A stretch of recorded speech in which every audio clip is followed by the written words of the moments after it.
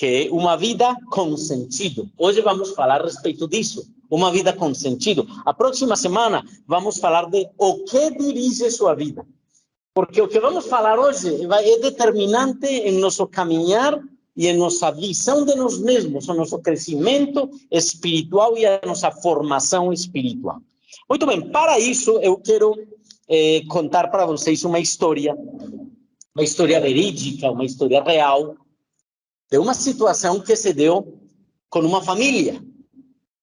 Esta família tinha vários filhos, mas resulta que nesta história o esposo da família, o marido ou o pai, ele tinha sífilis. A mãe, ela tinha tuberculose.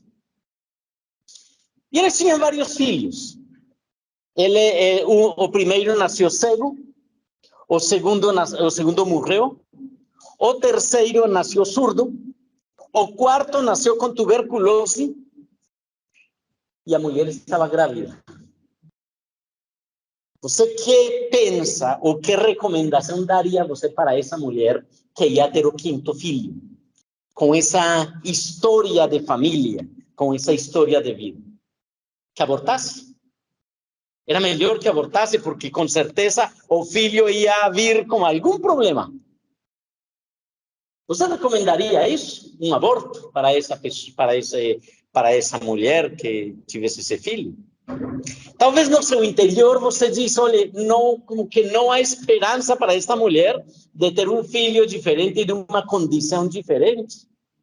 Mas eu quero dizer que as pessoas que pensaram por algum momento, dizer, não, é melhor abortar, tivessem matado a Wolfgang Amadeus Mozart. Essa foi a história da família de Mozart. Eu quero, com este exemplo de família, da história de um homem muito reconhecido na história. Quem não tem escutado alguma música dele? Alguma melodia ou alguma sinfonia dele? Todos, em algum momento. E eu quero falar disso por quê? Porque quando Deus tem planos em nossas vidas, não há nada que possa interferir nesses planos. Mas sou eu quem põe o limite de Deus aos processos que Ele quer conosco. Por isso eu quero falar precisamente desse aspecto tão importante, de uma vida com sentido. Você tem sentido na vida? Ou seja, você neste momento sabe para que você nasceu? Por que você está aqui? Para onde você vai? Já Robinson se tornou filosófico, pensando os porquês da vida.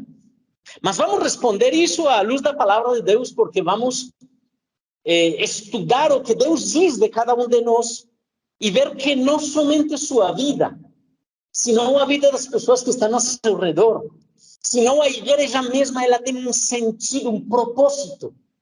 E vamos a escutar o que Deus diz. E por isso eu quero que você pegue sua Bíblia, os cristãos que trouxeram sua Bíblia, por favor. Ou ali com os dedinhos digitalmente, vão buscar. Muito bem.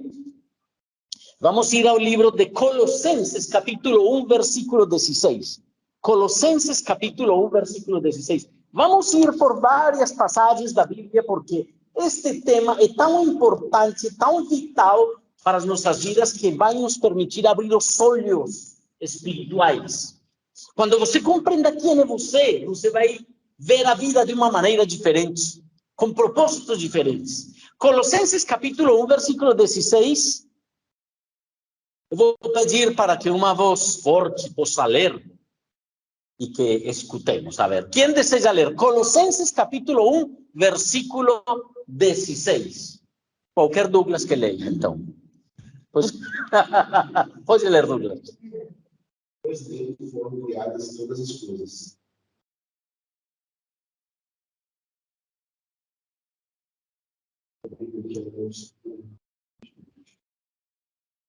Começou bem. Os céus na terra, as visíveis e as invisíveis, sejam tronos ou sobrenaturais, poderes ou autoridades, todas as coisas foram criadas por ele e para ele. Ok.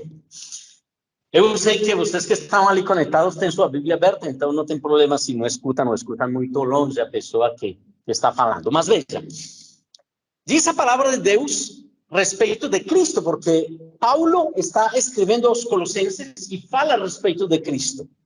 Diz, nele, em Cristo, foram criadas todas as coisas.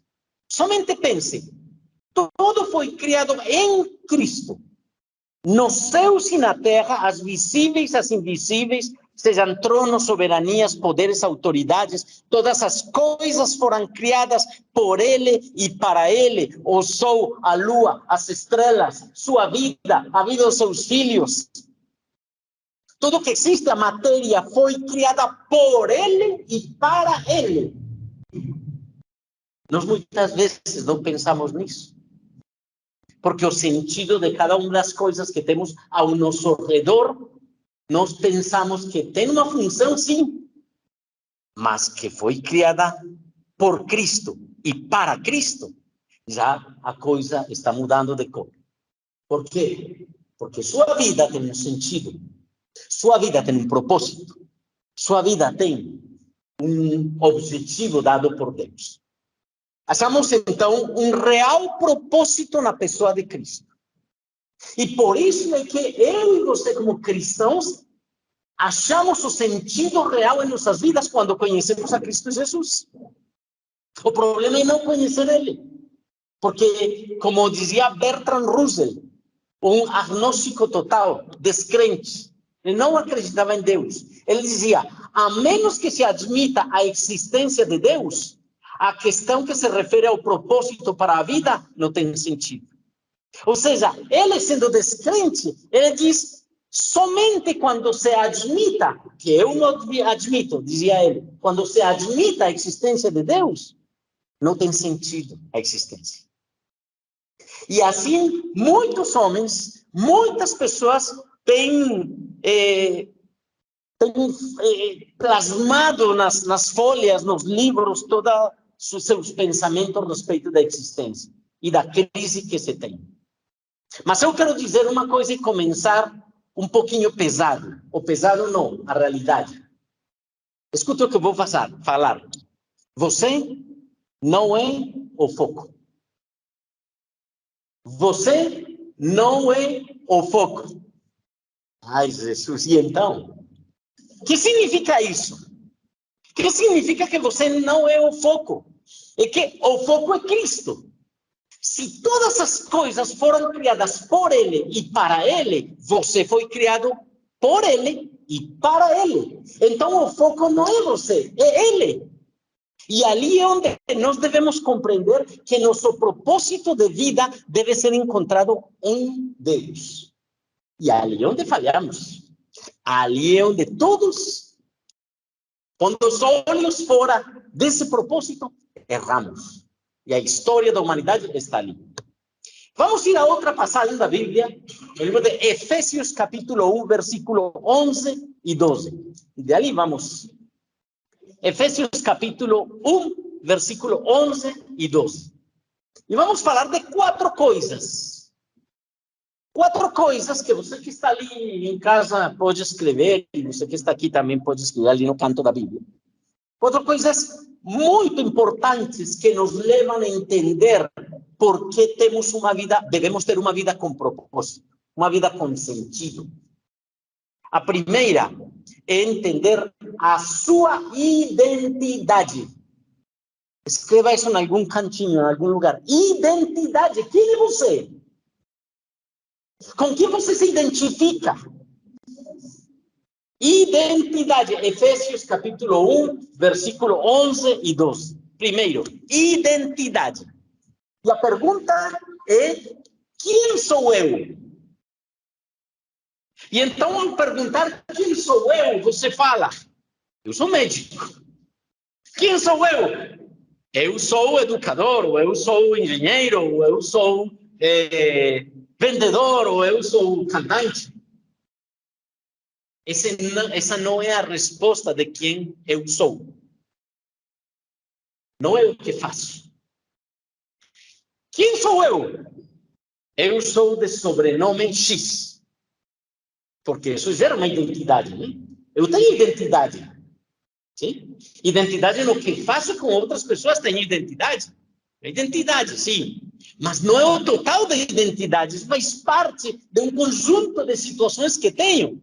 A mesma família gera uma identidade em mim, porque eu pergunto o seu sobrenome e você diz, meu sobrenome é este. Eu venho de uma família que chegou ao Brasil ou permaneceu no Brasil, o meu sobrenome é este, ponto. Dá uma identidade. Mas não é a identidade que Deus colocou em mim e que Ele quer que eu viva cada dia. Efésios, vamos dar um pulinho ali. Depois voltamos a capítulo 1. Vamos ao capítulo 4 de Efésios. Uma folhinha ali adiante. Versículos 22 ao 24. Já vamos para Efésios 1. 22 ao 24. Opa aí. Se alguém quer ler voluntariamente, pode fazê-lo.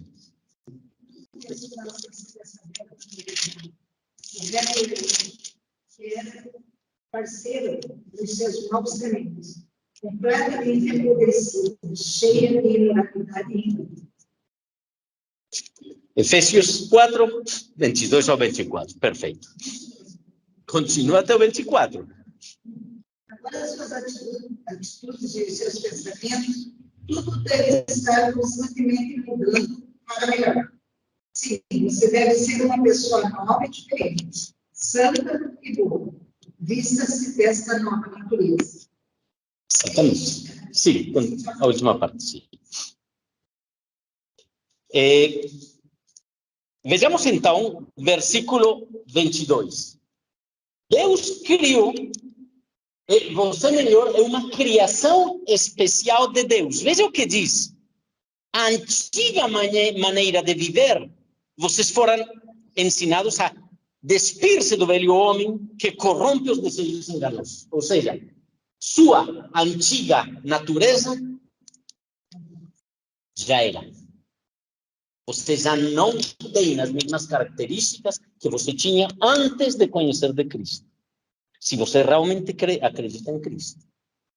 Diz, a serem renovados no modo de pensar e a revestir-se do novo homem criado para ser semelhante a Deus em justiça e em santidade provenientes da verdade.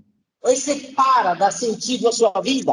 Deus, eu devo me revestir para ser semelhante a Deus. Meu objetivo de vida qual é? Ser semelhante a Deus, porque Ele me formou para isso. Ele me criou para isso, para eu ser semelhante a Deus. Continuemos. Efésios 1, 11. Agora sim vamos ao versículo 11. Efésios 1, 11.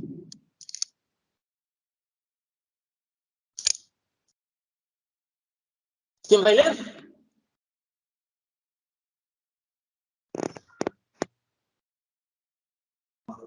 Nele digo, no qual somos também feitos herança, predestinados, segundo o propósito daquele que faz todas as coisas, conforme o conceito da sua vontade.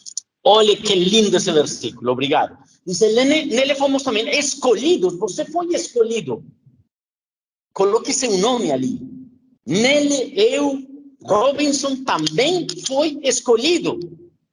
E diz, tendo sido predestinado conforme ao plano de aquele que faz todas as coisas, segundo o propósito da sua vontade. Deus tem um propósito com você.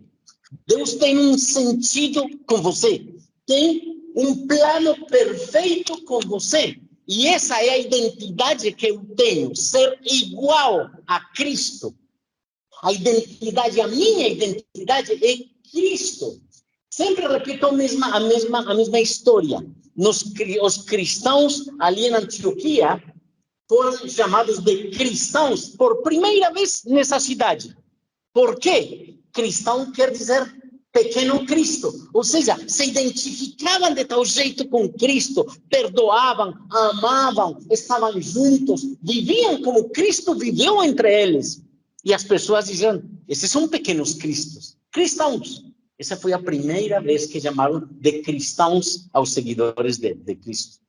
Eu sou cristão, por quê? Porque eu devo seguir as instruções de Jesus. Cada dia me parecer mais a Ele. Então veja que a identidade que eu tenho está marcada também no que ele diz o livro de João, capítulo 15, versículo 5. Não fechem Efésios, deixem ali. João, capítulo 15, versículo 5. Que é, obviamente, o chamamento de Deus, a escolha do Senhor. João 15:5 nos diz assim, eu vou ler. Eu sou a videira, vocês são os ramos. Se alguém permanecer em mim e eu nele, esse dará muito fruto, pois sem mim vocês não podem fazer algumas coisas. E algum pode pensar, como que eu não posso fazer alguma coisa sem ele? Se eu faço tantas coisas. Obviamente não se está referindo ao dia a dia, ao que você pode fazer, sino que eu não posso fazer absolutamente nada sem Cristo. Se eu desejo agradar a Deus, não posso fazê-lo sem Cristo. Se eu quero viver o sentido da vida que Deus me deu, para o qual Ele me formou, eu não posso fazê-lo sem Cristo. Então, achar o seu propósito na vida é vital para achar a plenitude e a felicidade em nossos corações. Quando você sabe para que Deus trouxe você ao mundo, você sabe e acha a plenitude e a felicidade. E talvez você, neste momento, pense, olha, o sentido da minha vida, eu não sei. Eu tenho feito tantas coisas, eu tenho errado tantas vezes. Mas Deus tem um propósito. Por quê? Porque mesmo tendo errado, mesmo tendo falado, tendo feito tantas coisas, Deus alinha meus passos e me leva ao crescimento e me leva a fazer sua vontade quando eu me deixo usar pelo Senhor. Quando eu permito que Ele me use.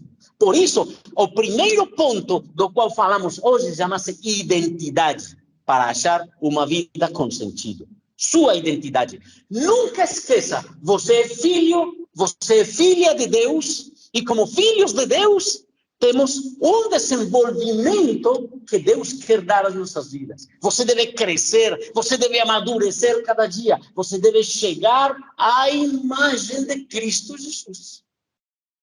Segundo, o propósito mesmo. Para ter uma vida com sentido, você deve ter um propósito, deve ter um alvo, um objetivo na sua vida. E ali, a pergunta é, o que estamos fazendo aqui? Por que estamos aqui?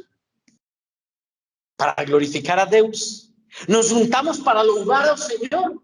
Esse é o meu propósito.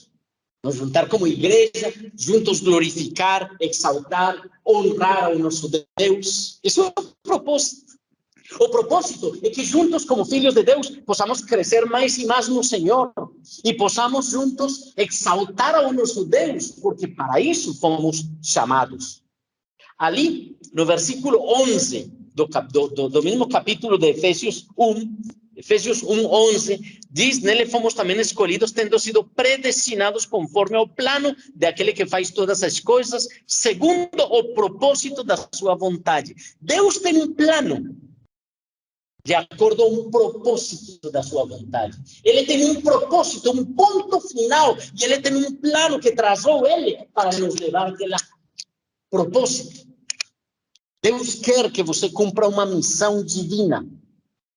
Mas talvez você nunca tenha se envolvido dentro desse conceito. Eu, tão insignificante. Eu que não conheço. Eu que sempre estive afastado de Deus. Ele vai me tomar a mim para um propósito. E eu quero dizer sim, a você para um propósito. Deus quer cumprir seu propósito em você. E quando nós vamos à palavra de Deus, vamos passar ali uma folha da Bíblia, Efésios capítulo 2, versículo 10. Efésios 2, 10. Nos diz a palavra de Deus. Quem deseja ler? Carol. Da parte de Cristo Jesus, para que realizássemos as boas obras que Ele planejou para nós há muito tempo atrás. Deus planejou boas obras para que nós vivêssemos nelas. Deus planejou boas obras, mas veja a clareza do que diz o versículo.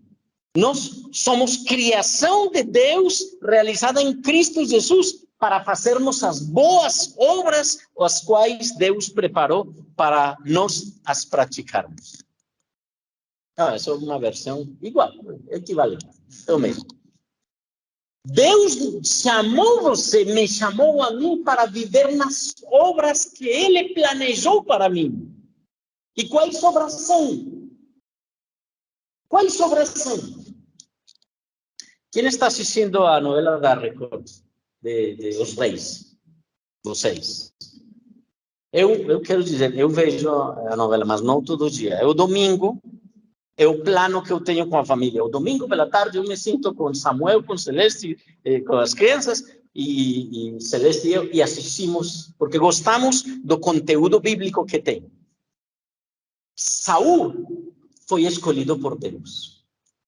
E o profeta Samuel falou para Saul de uma maneira muito clara. O melhor de Israel foi preparado para você. Isso você acha no livro de 1 de Samuel. O melhor do Israel foi preparado para Saul, mas Saul rejeitou o que Deus preparou para ele. E por isso foi que Deus escolheu Davi, estando ainda Saul como rei. O que quer dizer isso? Deus tem um plano perfeito, mas quem não deseja viver no plano de Deus, Deus usa outra pessoa. Se essa pessoa não quer, Deus usa essa outra pessoa, mas o plano se executa. Quão privilegiado eu me sinto de ser servo do Senhor, de buscar a Deus, de poder estar pregando para vocês e convidar vocês a que vivam no plano do Senhor, porque Deus tem um plano perfeito para cada um de nós. E veja o que diz, nós não fomos criados para nossa própria realização. Me perdoe o que estou falando para você. Deus não criou você para a sua própria realização. Deus criou você para a glória dele, que quando eu glorifico ele, eu fico totalmente realizado. É a consequência de viver no propósito de Deus. A pessoa que busque sua própria realização, ela vai caminhar buscando sua própria realização, mas não vai estar completo. Não vai estar cheio, porque a realização completa se dá em Cristo Jesus. Aqui talvez alguém esteja pensando mal de mim, mas não importa, é o que a Bíblia diz. Diz aqui que tudo que temos é um meio, não um fim. O fim não é que eu faça isto ou aquilo. É o meio para glorificar Ele, que é o fim. O fim de todas as coisas é a glória de Cristo. Lembra esse versículo? Tudo foi feito por Ele e para Ele. Então, pensando em coisas simples, se uma cadeira não serve para a função que tem, não tem sentido. Você usa qualquer coisa. Mas quando a cadeira funciona para o que serve a cadeira, você usa a cadeira. Mas tem um fim, um propósito, um sentido. As nossas vidas têm um sentido, um propósito, e é glorificar a Deus. Agora, Mateus 16, 25. Sem sair de Efésios. Mateus 16, 25. O livro de Efésios é o centro do que estamos falando. Mateus 16, 25.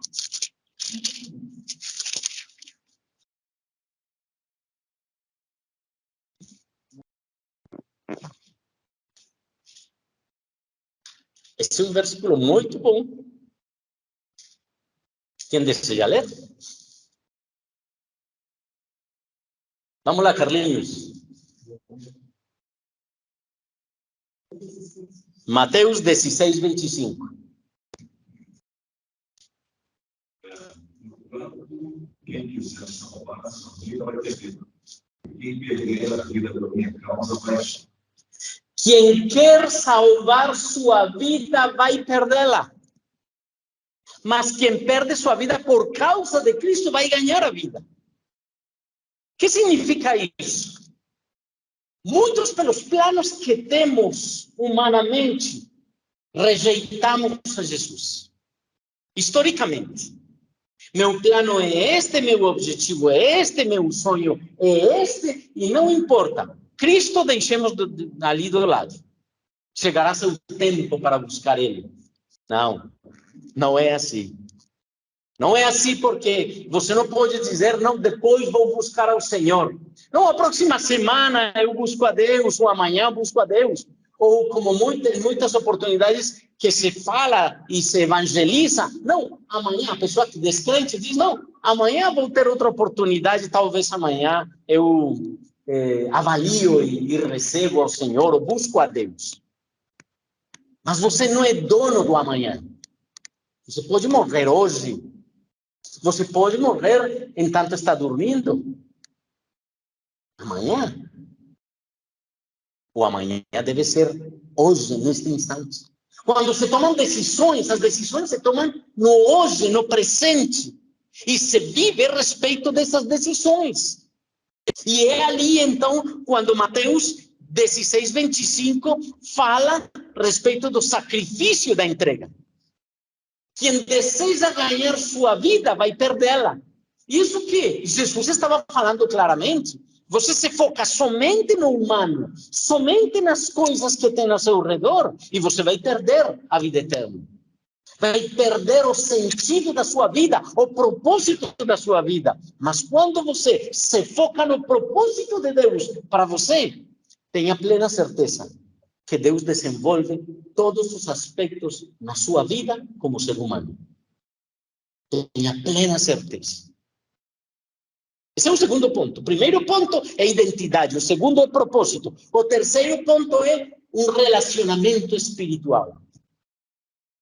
Uma vida com propósito envolve um relacionamento espiritual. Uma comunicação, uma unidade. E vejamos ali no versículo 12 do livro de Efésios, capítulo 1. Efésios 1, 12. Diz a palavra de Deus.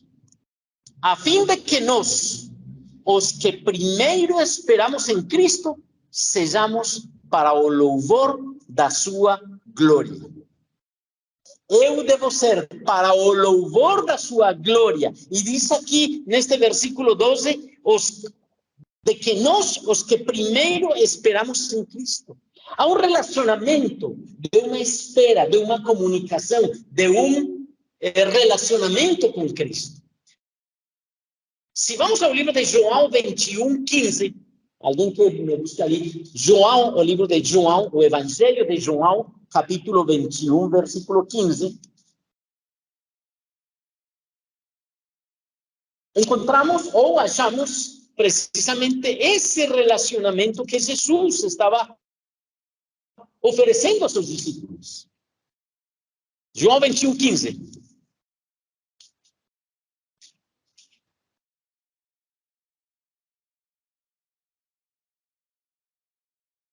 Que diz? Depois de ter jantado, disse Jesus a Simão Pedro: Simão, filho de Jonas, amaste-me mais do que estes? E ele respondeu: Sim, tu sabes que te amo. Disse-lhe: Apacenta meus cordeiros. Exatamente. Veja este versículo e o tipo de relacionamento que Jesus tinha com seus discípulos. Aqui está falando com quem? Com Pedro, certo? Está falando com Pedro. E Pedro tinha negado Jesus momentos atrás, o tempo atrás. Isso foi depois da ressurreição que falou com ele. Pedro tinha negado Jesus. Pedro ficou com não sentimento de culpa, porque o sentimento de culpa leva a se afastar, porque eu digamos, busco a punição em mim mesmo. Mas ele teve arrependimento. Pedro teve arrependimento. E Pedro, depois de negar 3 vezes a Jesus, Jesus se acerca a ele. E aqui em João capítulo 21, Jesus pergunta 3 vezes para Pedro: Pedro, você me ama? Quantas vezes Ademir tem perguntado para sua esposa, você me ama? Porque há um relacionamento entre eles dois, certo? Há um amor entre eles dois. Quando você ama uma pessoa, você pergunta, você me ama? Porque há um relacionamento ou não, Carlinhos? Claro, a Rosângela sorri porque ele tem perguntado, claro. Há um relacionamento. Eu brinco com meus filhos que sempre estou dizendo que eu amo eles. Então, falo para Samuel, sabe uma coisa? E ele me disse, sim, papá, você me ama. Eu sempre repito mesmo. Há um relacionamento entre nós. Quando eu amo uma pessoa, eu expresso meu amor. Jesus perguntou para esse Pedro que tinha negado. Jesus apagou todo esse pecado de Pedro e falou, você me ama. E quando ele fala, você me ama, encomenda uma labor. Qual foi a labor? Versículo 15. Cuide dos meus cordeiros. E se vamos ao segundo versículo, versículo 16, Simão, filho de João, você me ama? Ele respondeu, sim, Senhor, tu sabes que te amo. Disse Jesus, pastoreia as minhas ovelhas. Pela terceira vez, ele lhe disse, Simão, filho de João, você me ama? Pedro ficou magoado por Jesus ter lhe perguntado pela terceira vez, você me ama? Le disse Pedro, Senhor, tu sabes todas as coisas e sabe que te amo. O que responde Jesus? Cuide das minhas ovelhas. Porque esse relacionamento tem um propósito. Se você me ama, guarda os meus mandamentos. Se você me ama, você faz o que eu falo para você. Porque para o meu propósito em você. Se você me ama, você conhece a minha palavra, você lê a palavra agora. Se você me ama, você obedece ao que está a palavra, na palavra de Deus. Tudo tem que ver com um relacionamento entre Jesus e ele. E aqui está, em termos pessoais. Você me ama. Veja que lindo, esse relacionamento espiritual podemos ver, se ver manifestado também na segunda carta de João, no capítulo 1, versículo 3. Não é o evangelho, é a carta. Segunda de João, capítulo 1, versículo 3.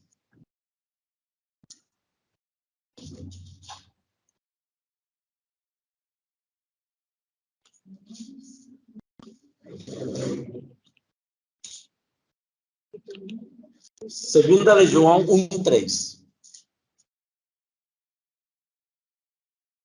O que nos diz?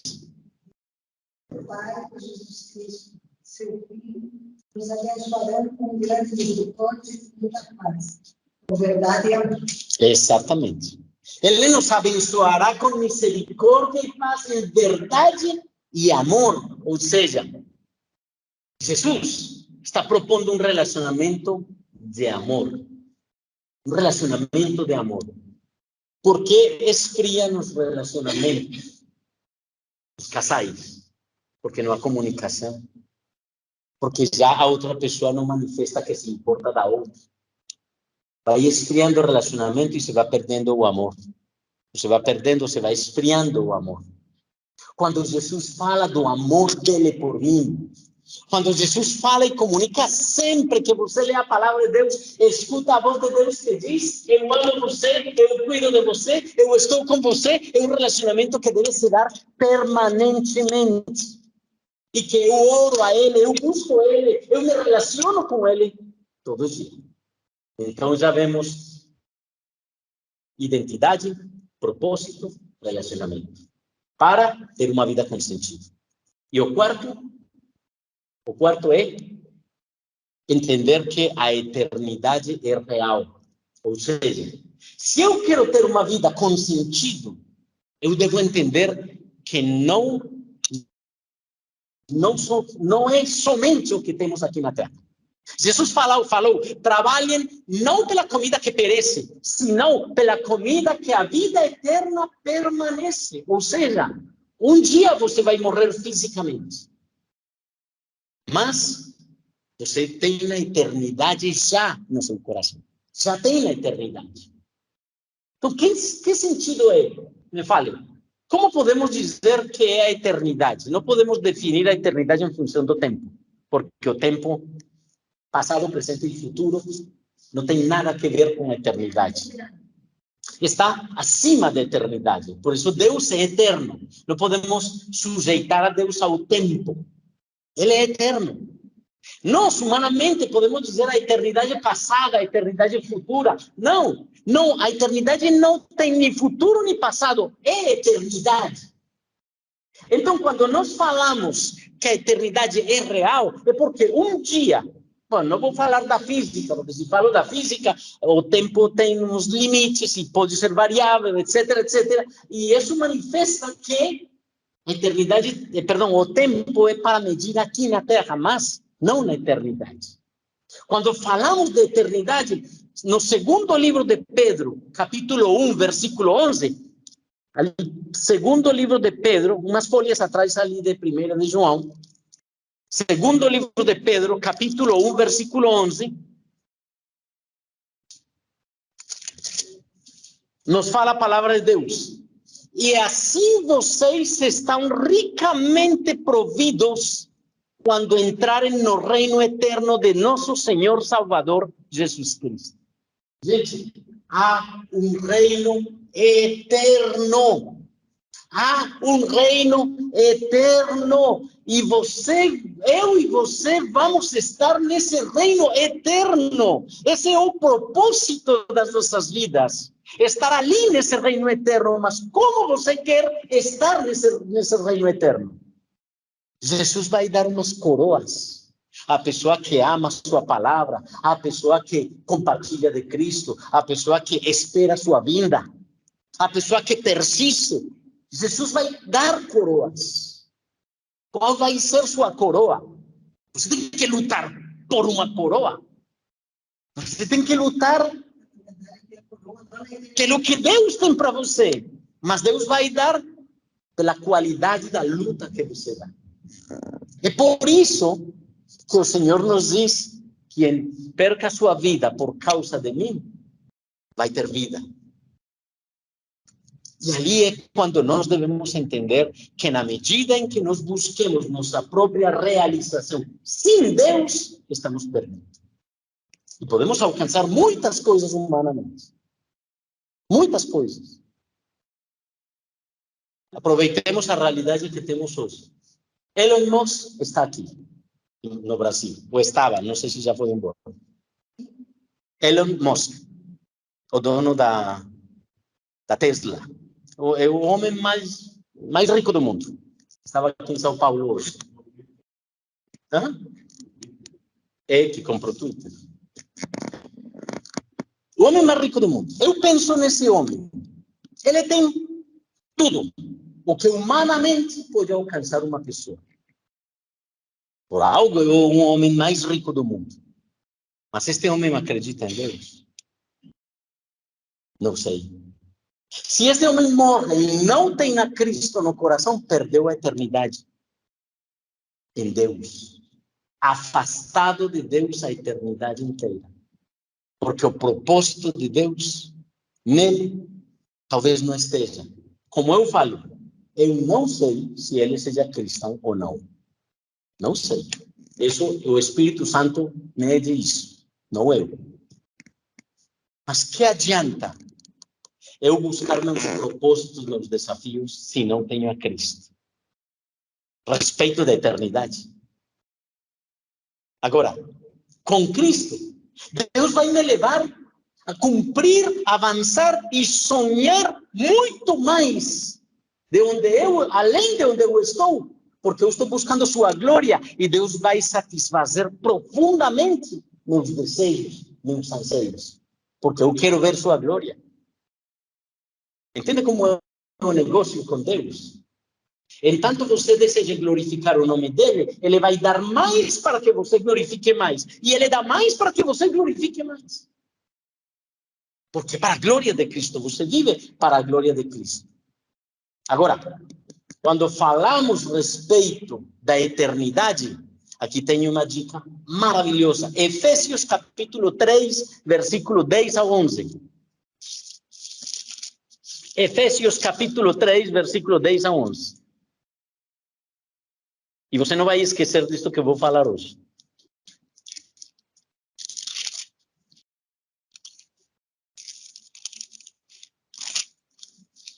Eu quero ler, porque esse versículo, Efésios capítulo 3, versículo 10 a 11. Diz assim, Efésios 3, 10 a 11. A intenção dessa graça, ou seja, a graça de Deus, era que agora, que diz depois? Mediante a igreja, a multiforme sabedoria de Deus se tornasse conhecida dos poderes e autoridades nas regiões celestiais. Ai, gente, e quantas pessoas rejeitam a igreja? Vou ler novamente, porque é claro o que diz esta passagem. A intenção dessa graça era que agora, mediante a igreja, a multiforme sabedoria de Deus se tornasse conhecida dos poderes e autoridades nas regiões celestiais. Sabe o que está dizendo Paulo aos Efésios? Que é mediante a igreja não é a construção, a igreja não é a organização, não. A igreja somos eu e você. Podemos tirar todos estes muros e nos juntar na sala pequena de uma casa. Essa é a igreja de Cristo. Que por comodidade estamos aqui. Que por facilidade para a pregação estamos aqui. Que a dinâmica, por isso estamos aqui. Mas é a igreja, é aqui onde você conhece como derrotar as hostes de maldade. É aqui onde você se dá conta como lutar contra a adversidade, como lutar contra o inimigo e poder resistir ele e que ele se afaste. Porque diz aqui, a multiforme sabedoria de Deus se tornasse conhecida dos poderes e autoridades nas regiões celestiais. Agora vai compreendendo qual é a função e o propósito da igreja? Qual é o propósito de estar reunidos aqui? Que você aprenda como anunciar e proclamar que Cristo venceu as hostes espirituais de maldade. Quando nós juntamos, louvamos ao Senhor, exaltamos a Deus, manifestamos a glória do Senhor e aprendemos. Quando você aprendeu que você é filho de Deus e Deus perdoou você, e você se levanta, se ergue cada vez que cai ou que falha, e você retoma novamente a busca do Senhor e continua buscando ao Senhor, o inimigo sofre. Porque ele já não vai ver você no chão. Porque vê que o Filho de Deus se levanta, porque acredita no que Deus diz, vive com um propósito de vida. E o propósito da igreja é que nós anunciemos aos outros que eles podem ter vida e vida plena. Isso é o que? A função da igreja. A igreja revela poder e autoridade. Romanos capítulo 8, versículo 6. Romanos 8, 6.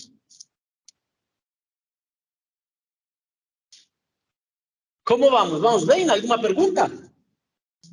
Romanos 8, 6. Quem encontre pode ler.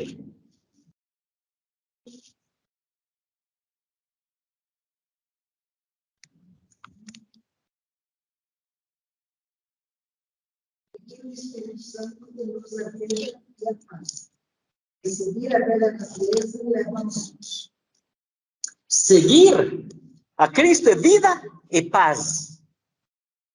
Quanto eu gosto do que fala a palavra de Deus, porque sempre aparece a paz no meio dos textos bíblicos. Você quer paz em todo sentido, tranquilidade em todo sentido, mas buscar a Deus é vida e paz. Quando eu me afasto de Deus, o que acontece? É morte. Dificuldade, separação, tristeza, separação de Deus, que é pecado. E 2 Coríntios 4, 18, que por rapidez aqui primeiro que encontre, se eu encontro eu leio. 2 Coríntios 4, 18 nos diz, 18, assim fixamos os olhos não naquilo que se vê, mas no que não se vê. Pois o que se vê é transitório, mas o que não se vê é eterno. Nós, como seres humanos, estamos acostumados a avaliar as coisas pelos sentidos. Porque eu vejo, escuto, sinto, percebo. Mas o eterno não se manifesta no que eu vejo. O eterno é intangível. Não posso tocar, não posso palpar. O eterno, eu devo buscar e devo acreditar no eterno. Nesse versículo 18, claramente nos fala: fixamos os olhos não naquilo que se vê, mas no que não se vê. E é por isso que a loucura da cruz se manifesta entre os homens. Que fazem aqui este grupo de pessoas, de homens, de mulheres, juntos, supostamente glorificando a um Deus que não vem? Cadê o Deus? A ver, quem pode mostrar? É intangível. Eu não vejo, mas eu vivo. Eu tenho a plenitude de Deus em mim, em você, e nós juntos veremos a glória do Senhor e crescemos no conhecimento de Deus. Por isso, Deus deu um propósito para a igreja. Um propósito para você, dentro da igreja, para a glória dele. Agora, nossa, falta metade. Não importa. Isso está tão bom, o conteúdo é tão rico, que eu fico empolgado com toda a palavra de Deus. Você não é um acidente, você não é fruto do acaso. Eu sei que Deus determinou que Mozart nascesse, porque ele deixou uma marca no mundo, de uma maneira. Mas por que deixou Deus que você nascesse? Por que você nasceu? Por um objetivo, isso é certo. Estamos cumprindo o objetivo de Deus, com qualidade. Deus, como dizia Albert Einstein, Deus não joga aos dados com o universo. Deus tem um plano. E esse plano, nós vemos que Deus executou. E vamos ao Salmo 39, 15 ao 16. Salmo 39, 15 ao 16. Porque já estamos indo ao pessoal. Ao quem é você?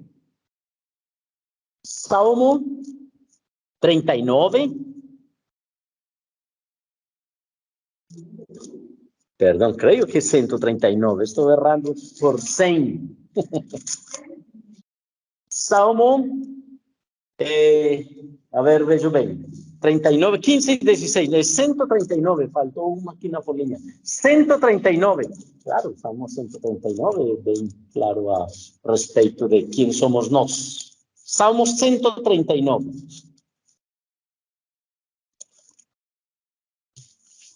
Quinze e 16. Diz assim: meus ossos não estavam escondidos de ti, quando em secreto fui formado e entretecido como nas profundezas da terra. Os teus olhos viram o meu embrião. Todos os dias determinados para mim foram escritos no teu livro, antes de qualquer deles existir. Gente, nós fomos planejados por Deus. Deus não errou com seu pai e sua mãe se juntassem e tivessem um filho. Deus não errou da maneira como você nasceu. E talvez você pode me dizer: eu não conheci meu pai nunca apareceu. Glória a Deus, Deus usou esse homem para que você nascesse, para que você cumprisse a glória do Senhor. É assim de simples. Que você esteve a ponto de ser abortado, Deus permitiu que você nascesse. Que você no seu nascimento sofreu e teve quantidade de situações pessoais. Deus estava no plano da sua vida, para que você tivesse o propósito nele. E hoje você pudesse dizer: hoje eu sou filho de Deus, e Deus planejou absolutamente tudo em mim. Quando você compreende que você não é fruto do acaso, que Deus simplesmente planejou perfeitamente sua vida, você tem sentido. Você vive, desfruta. Bom, Deus, ao final, nos criou para ser amados por Ele. Deus quer amar você. Deus quer ter um relacionamento com você. Deus quer que você encontre seu propósito e identidade em Cristo. Por favor, não perca o tempo. Por favor, busque a Deus. Encontre sua plenitude nele. E cada vez que você conhece o Senhor, busca o Senhor, você se completa. Ou você não vai me dizer que cada vez que oramos, buscamos a Deus juntos, você sai de aqui com uma perspectiva diferente da vida. Motivado pelo Espírito Santo a seguir adiante, a lutar, porque Ele está com você. Ele quer cumprir sua vontade em você. Então, aproveite, busque a Deus. Eu tinha aqui outros 5 pontos que falar de que não somos acidentes, mas vou falar depois. Não importa, Marisete.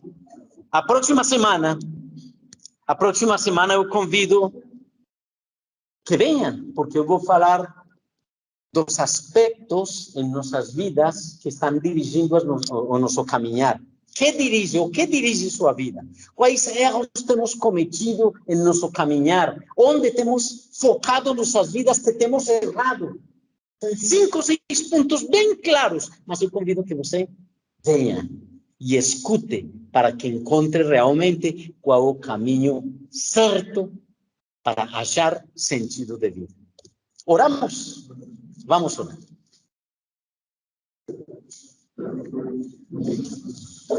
Eu tinha escrito aqui umas palavras bonitas, mas não posso deixar elas. Uma vida que cumpre os propósitos de Deus, entende que Ele tem um plano eterno e não desanima em meio às tribulações.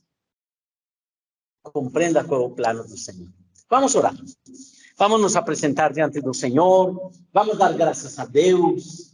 Fale para o Senhor, Senhor, quão privilegiado eu sou, Senhor, em buscar Tua palavra, em conhecer Teus princípios, Senhor, em ter sido escolhidos por Ti, Senhor, em ter sido planejados desde antes da fundação do mundo.